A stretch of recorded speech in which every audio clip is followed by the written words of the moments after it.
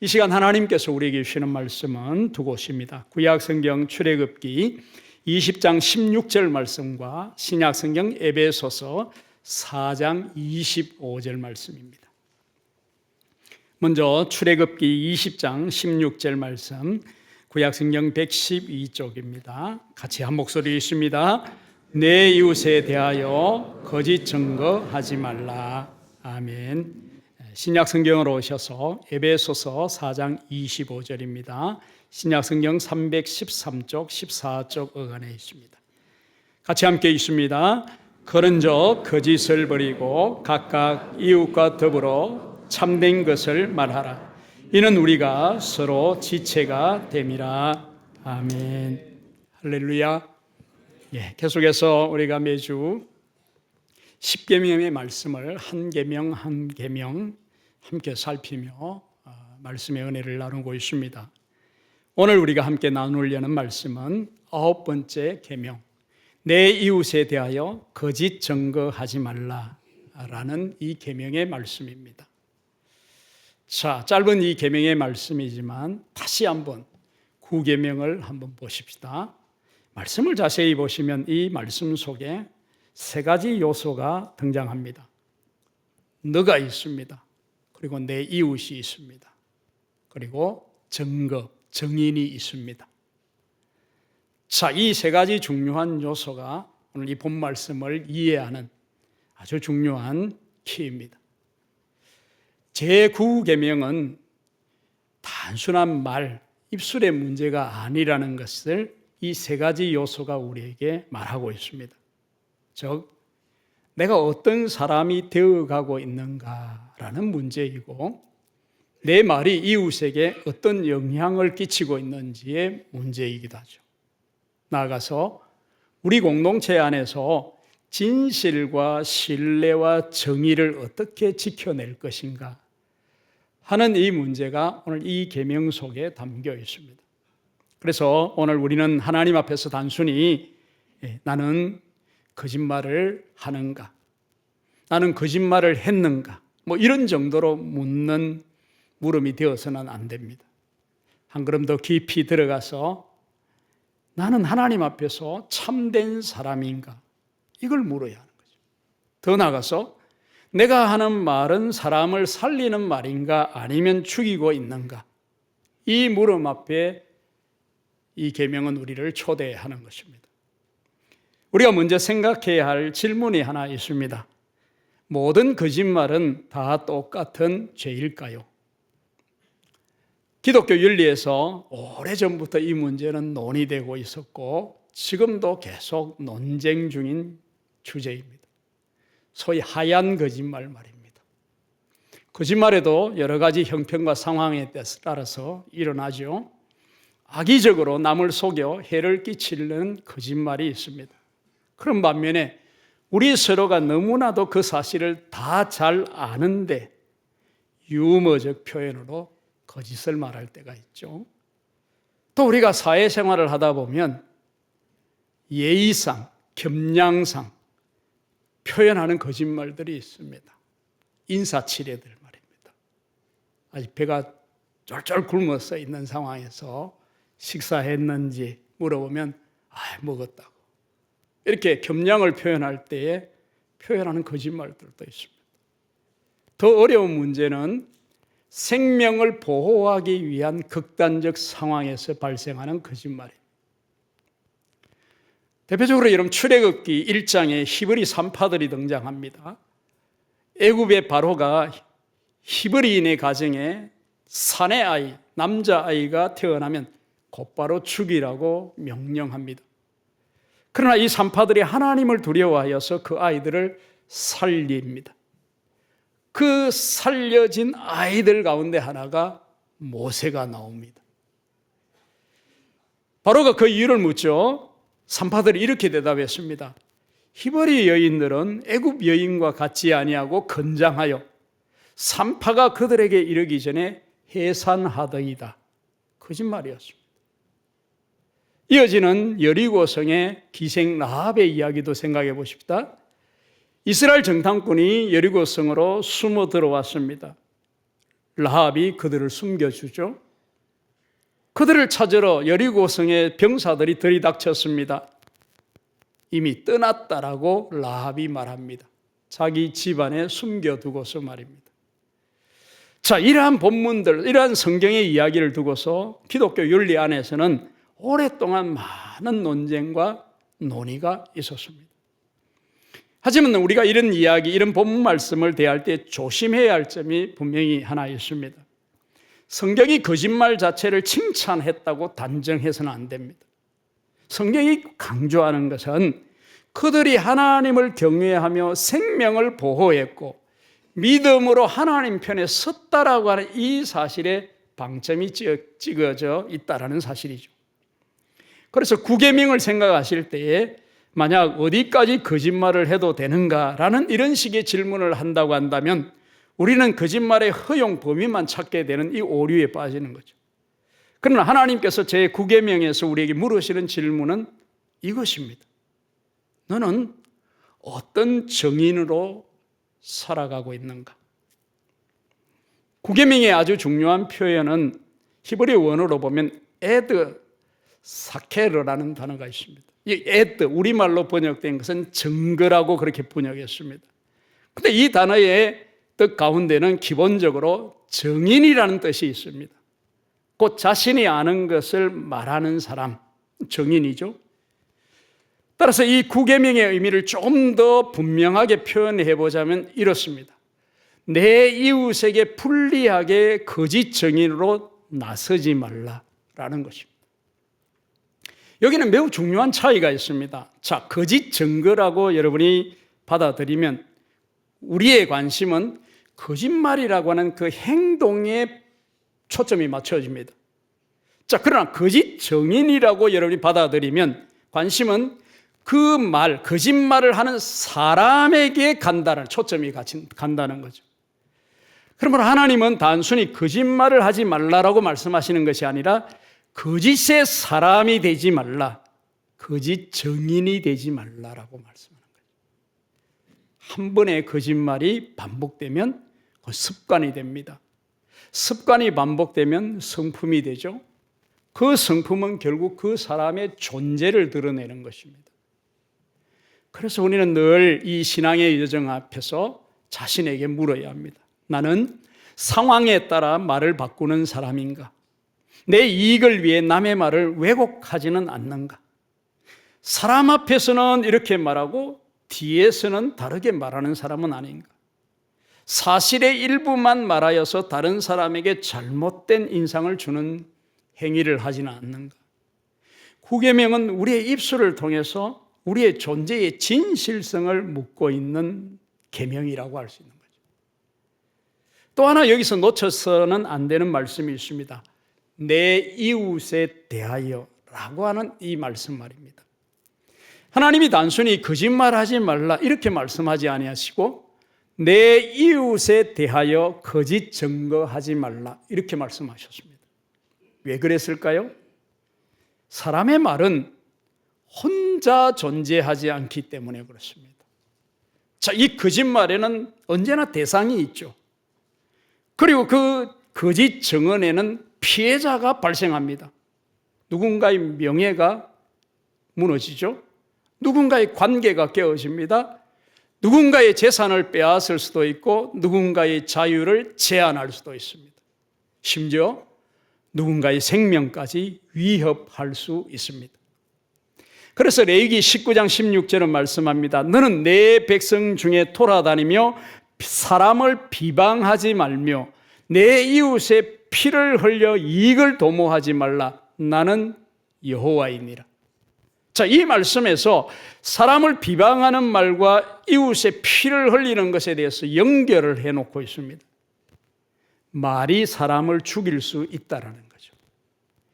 혀는 뼈가 없지만 그 혀가 사람의 뼈를 꺾을 수 있습니다. 채찍에 맞은 상처는 우리 피부에 남지만 말에 맞은 상처는 마음 깊은 곳에 남습니다. 그러므로 이 제9계명은 단순히 정직하라 하는 정도의 수준의 계명이 아닙니다.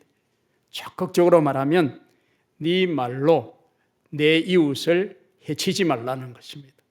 한 걸음 더 나아가 네 말로 내 이웃을 보호하라는 계명인 것입니다. 이 9계명은 본래 고대 이스라엘의 재판 제도라는 구체적인 배경 속에서 주어진 것이라고 할 수 있습니다. 신명기 19장 15절이 이렇게 말씀합니다.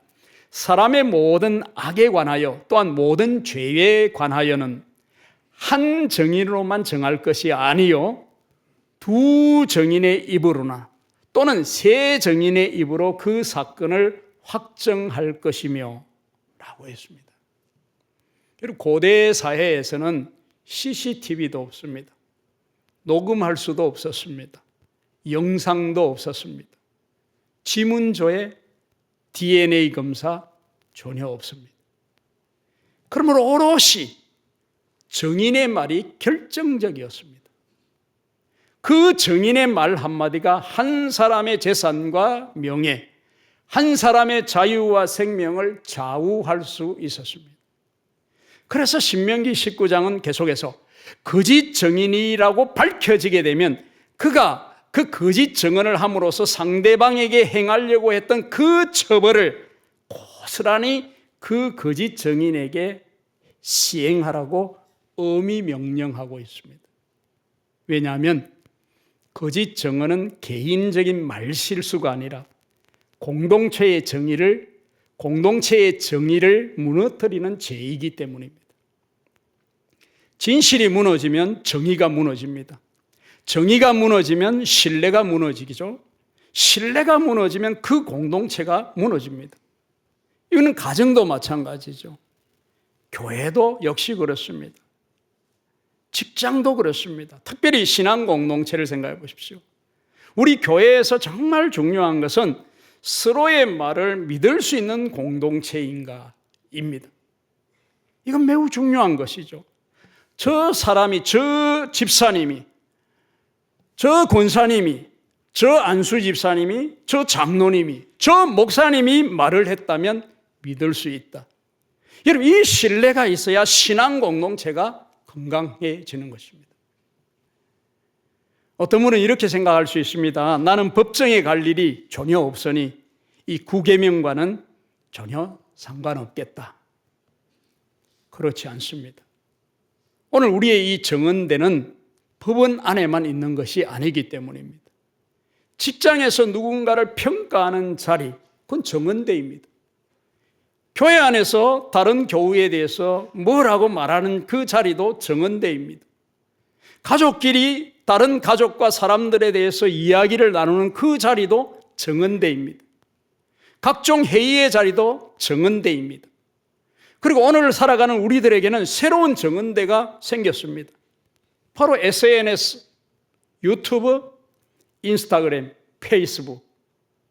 여러분, 인터넷의 그 댓글창, 또 카카오톡의 그 단톡, 그것이요.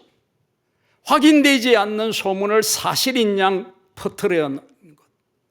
앞뒤 문맥을 잘라 상대방이 하지 않는 뜻을 말한 것처럼 만드는 것. 기사의 제목만 보고서 사실인 양 단정하여서 옮기는 것. 익명성의 그 뒤에 숨어서 누군가를 비방하고 공격하는 것. 이 모두가 오늘날의 거짓 정언이라고 할 수 있는 것입니다. 아주 옛날 고대적 이세벨이라는 여인은 편지 한 장으로 나봇이라는 사람을 죽였습니다. 오늘 우리는 손가락 몇 번 까딱까딱 움직이면 수백 명, 수천 명에게 이야기하고 전달할 수 있습니다. 그런 시대에 우리가 살고 있습니다. 그래서 우리는 무엇인가를 전달하기 전에 반드시 물어야 합니다. 이것이 사실인가? 내가 직접 확인했는가? 이 말을 꼭 전해야 하는가? 이 말을 전하는 것이 이웃에게 유익한가? 확실하지 않으면 멈출 줄 알아야 합니다. 그렇다면 하나님께서는 왜 거짓을 이렇게 심각하게 다루실까요? 간단합니다. 그 이유는 우리 하나님의 성품 때문인 것이죠. 민수기 23장 19절은 이렇게 들려줍니다. 하나님은 사람이 아니시니 거짓말을 하지 않으시고, 이전 개역 성경 그대로 표현하면 하나님은 인생이 아니시니 시건치 아니하시고 라고 했습니다.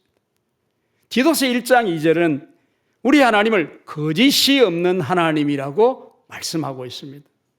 예수님께서 말씀했습니다. 내가 곧 길이요 진리요 생명이니.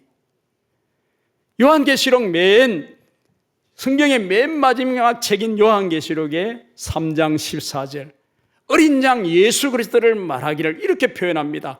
아멘이시요 충성되고 참된 정인이시요. 그러므로 여러분, 이 제9계명은 단순히 우리 사회윤리가 아닙니다. 하나님의 형상을 닮아가는 문제라는 거죠. 반대로 우리 예수님께서 요한복음 8장 44절에서 마귀를 가리켜 이렇게 말씀했습니다. 그는 거짓말쟁이요 거짓의 아비가 되었습니다. 결국 이 거짓과 진실의 문제는 단순한 우리의 말버릇 문제가 아닙니다. 누군가를 닮아가고 있는가의 문제라는 거죠. 그래서 내가 참된 말을 할 때 나는 참되신 하나님을 닮아가는 것입니다. 그래서 진실하게 말하는 것은 단순한 도덕적 성취, 나의 윤리의 성취가 아니라 하나님을 닮아가는 신앙의 문제라는 사실을 여러분은 기억했으면 좋겠습니다. 성경에서 제9계명이 얼마나 중요한지를 보여주는 대표적 사건이 바로 앞에서 언급한 나봇의 포도원 사건입니다. 여러분, 북이스라엘의 왕 아합이라고 하는 왕이 있습니다. 성경에서 가장 악한 왕이라고 성경이 말해놓고 있는 왕이죠. 이 아합이 왕이 되고서 그 백성들 가운데 나봇이라는 사람의 포도원이 탐이 났습니다. 가지고 싶었습니다. 처음은 사겠다고 그렇게 제안을 했죠. 하지만 이 나봇이 그 제안을 거절했습니다. 그 이유는 그 포도원은, 그 땅은 하나님께서 그 조상들에게 주신 기업이었기 때문입니다. 하나님으로부터 이 기업은 매매할 수가 없다라는 것이 율법이었습니다. 따라서 하나님의 그 말씀을 따라 규정대로 나봇은 왕이 제안하더라도 거절했던 것이고, 자, 이 거절당한 아합이 마음이 상해서 침상에 누워버렸습니다. 이 모습을 보고 그의 아내 왕비 이세벨이 등장합니다. 아합의 이름으로 편지를 써서 나봇이 살고 있는 성읍의 장로들과 귀족들에게 보냅니다. 그 내용은 나봇을 죽일 방법을 알려준 것입니다. 불량자 두 사람을 정인으로 세워서 이렇게 정언하라고 말했습니다. 나봇이 하나님과 왕을 저주하였습니다 라는 내용이었죠. 거짓 정인입니다. 거짓 정언인 거죠. 하지만 두 사람의 정인이 세워졌습니다. 법적인 모양이 갖추어졌습니다. 결국 이 나봇은 억울하게도 백성들이 던진 돌에 맞아 죽습니다. 거짓 정언이 한 사람의 생명을 빼앗아 버린 거죠. 그런데 이 사건에서 우리가 정말 주목해야 할 또 다른 사람들이 있습니다. 바로 나봇이 살았던 그 성읍의 장로들과 귀족들이라는 사실이죠. 그들은 이것이 거짓인 줄 알았습니다. 하지만 권력의 눈치를 보았죠. 그래서 침묵했고 그들은 거짓에 동조했습니다. 여러분, 이것이 우리에게 주는 교훈이 있습니다. 정말 중요한 거죠. 거짓말을 직접 하지 않았다고 해서 언제나 죄가 없는 것은 아니라는 거죠.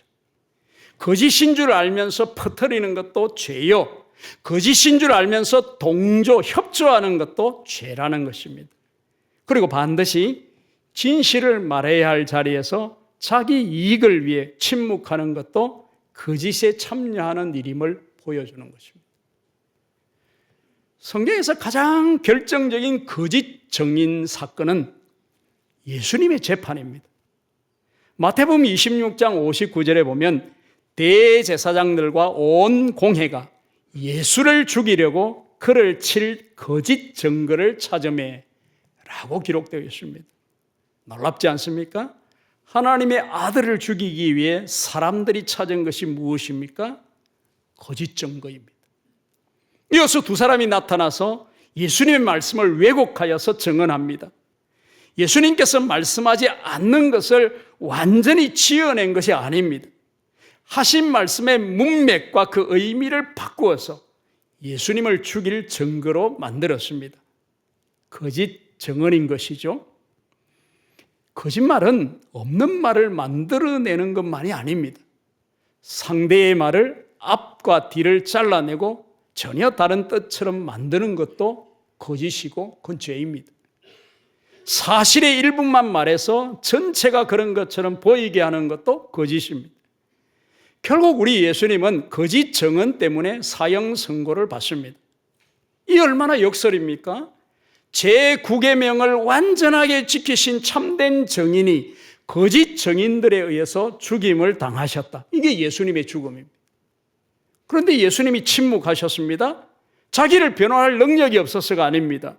우리를 구원하시기 위해서 그 억울한 자리를 받아들이신 것입니다. 거짓말하는 저와 여러분, 우리를 위해, 우리를 살리기 위해 참되신 그분이 거짓 증언의 희생자가 되셨다는 말이죠. 여러분, 이것이 십자가입니다. 사도행전 5장에는 아나니아와 삽비라 부부가 나옵니다. 그들은 땅을 팔아서 일부만 바쳤습니다. 문제는 일부만 바친 것이 아닙니다. 전부를 바친 것처럼 보이려고 한 것이 문제였던 거죠. 그래서 사도 베드로가 말합니다. 네가 사람에게 거짓말한 것이 아니요 하나님께로다. 여러분, 이 사건은, 이 말씀은 제9계명을 우리로 하여금 한 단계 더 깊게 만듭니다. 위선도 거짓이라는 거죠. 실제보다 더 믿음이 좋은 사람처럼 보이려고 하는 것, 실제보다 더 헌신된 사람인 것처럼 보이려고 하는 것, 실제보다 더 기도하는 사람인 것처럼 보이려고 하는 것, 신앙의 겉모습과 실제의 모습이 다른 것, 이것도 하나님 앞에서 거짓이라는 거죠. 사람은 속일 수 있어도 그러나 하나님은 속일 수 없습니다. 그래서 우리는 기도할 수밖에 없습니다. 하나님, 제 입술만 진실하게 하지 마옵시고 저의 전 존재, 저의 존재를 진실하게 하여 주시옵소서. 이것을 도와주십시오. 이게 우리의 기도해야 하는 것입니다. 거짓 증거하지 말라는 이 제9계명을 적극적으로 바꾸면 참된 말, 진실한 말을 하라라는 그런 뜻이겠죠. 그래서 오늘 본 말씀 두 번째, 에베소서 4장 25절은 이 9계명을 주석하고 있는 것이라고 할 수 있습니다. 그런즉 거짓을 버리고 각각 그 이웃과 더불어 참된 것을 말하라. 이런 우리가 서로 지체가 됩니다. 여기서 바울 사도가 단순히 거짓말하지 말라 이렇게 말씀하지 않으시고 참된 것을 말하라고 권면합니다. 왜입니까? 우리가 서로 지체가 되기 때문이에요. 같은 몸의 지체가 서로를 속이면 결국 그 몸 전체가 병이 드는 거죠. 이건 가정도 그렇습니다. 가족 구성원들이 서로를 속이고 거짓말하고 있다면 그 가정 꼴이 어떻게 되겠습니까? 교회 공동체도 똑같습니다. 거짓은 공동체를 병들게 하고 진실은 공동체를 건강하게 합니다. 진실은 신뢰를 만들어냅니다. 신뢰는 관계를 만들고 그 관계는 공동체를 세웁니다. 그래서 잠언서 14장 25절은 이렇게 말씀합니다. 진실한 정의는 사람의 생명을 구원하여도 진실한 정의는 사람을 살린다라고 말씀합니다. 억울한 사람을 위해 진실을 말해주는 것, 잘못된 소문을 바로잡아주는 것, 험담이 시작되는 그 자리에 우리가 직접 확인하지 않는 이야기는 이 자리에서 하지 맙시다 라고 말해주는 것, 오해받는 사람의 그 좋은 이름, 그 명예를 지켜주는 것, 이것이 바로 제9계명을 지키는 것입니다. 우리는 흔히 이렇게 생각합니다. 나는 그 사람 욕 안 했어. 그러나 그것만으로 충분하지 않다라고 성경은 말씀합니다. 그 사람의 명예를 지켜주었는지를 묻습니다. 나는 거짓말하지 않았어. 그것으로 충분하지 않다라고 성경은 말씀합니다. 필요할 때에 진실을 말했는지를 우리에게 묻습니다. 이것이 바로 적극적인 제9계명입니다. 그렇다고 여러분 사실만 말하면 되는 것일까요? 그렇지 않습니다. 에베소서 4장 15절은 이렇게 말씀합니다.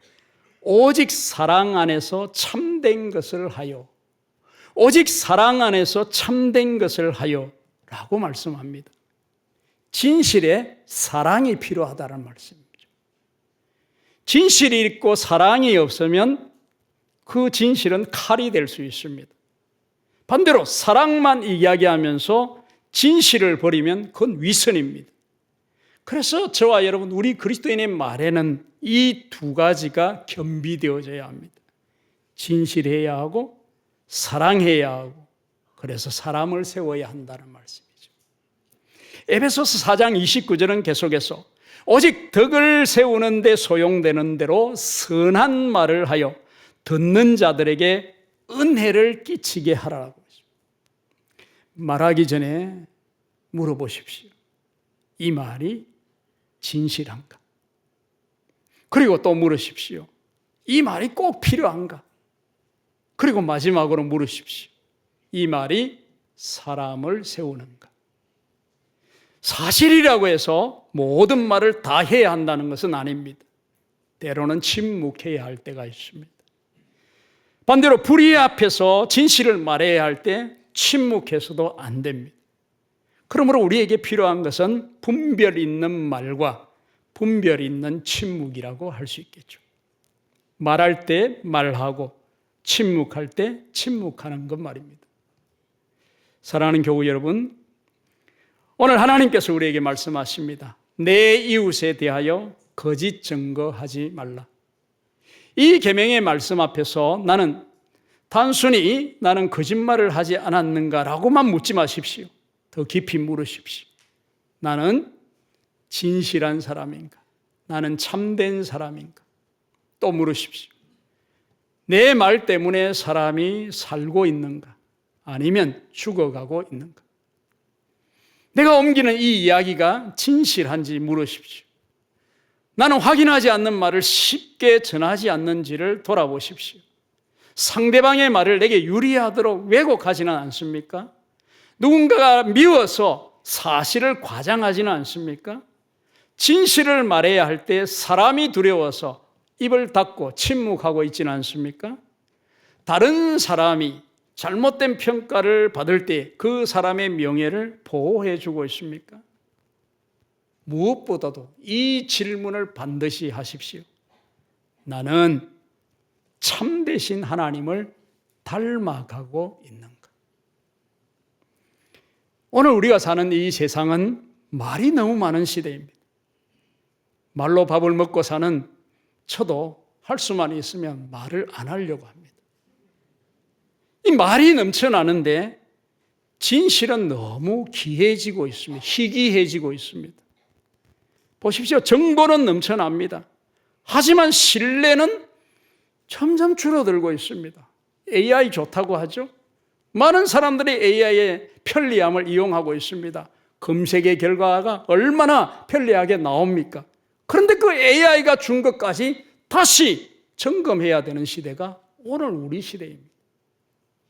그런데 하나님께서 그런 우리를 다른 사람으로, 다른 삶으로 부르십니다.